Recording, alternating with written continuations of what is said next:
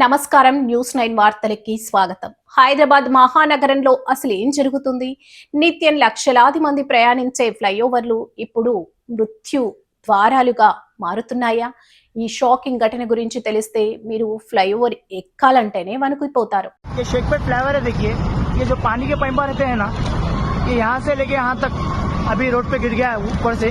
ये भाई के ऊपर गिरता था, भाई के ऊपर और मेरे ऊपर गिरता था। अभी पेट्रोल पंप के अपोजिट का है, ये मंजर है, देखिए ब्रिज है। ऐसा हम गुजर रहे थे, वो ऊपर से बाइक गिरा है, पूरा का घुसड़ा है, बच गया हम दोनों। पूरा घर से गिरता था ना तो बच गया। कैसे आप किस पे थे आप?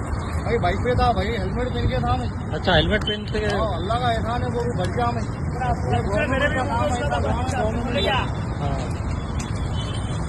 ये और भी पैसा टूटने वाले हैं।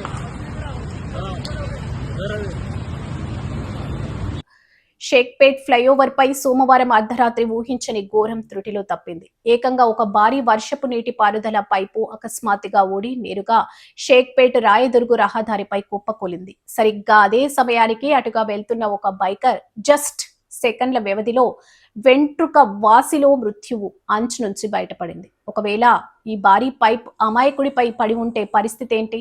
ప్రాణాలు గాల్లో కలిసిపోయేవే కదా. ఈ దారుణానికి బాధ్యులెవరు? కోట్లు కుమ్మరించి కట్టిన ఫ్లైఓవర్ల నిర్వహణ గాలికి వదిలేశారా? సామాన్యుల ప్రాణాలంటే అధికారులకు అంత చులకన? ప్రాణాలు పోయేదాకా నిద్రపోరా అంటూ స్థానికులు ప్రభుత్వ తీరుపై నిప్పులు చెరుగుతున్నారు. నాణ్యత లేని పనులతో కనీస నిర్వహణ లేకుండా ప్రజల ప్రాణాలతో చెలగాటమాడుతున్నారని తీవ్ర స్థాయిలో మండిపడుతున్నారు. అధికారులు ఈ క్రిమినల్ నిర్లక్ష్యంపై సమాధానం చెప్పేదెవరు? తక్షణమే మరమ్మతులు చేయకపోతే ఇంకెన్ని ప్రాణాలు బలి కావాలి? Let's watch the ground report. మరిన్ని తాజా వార్తల కోసం చూస్తూనే ఉండండి న్యూస్ 9 టీవీ.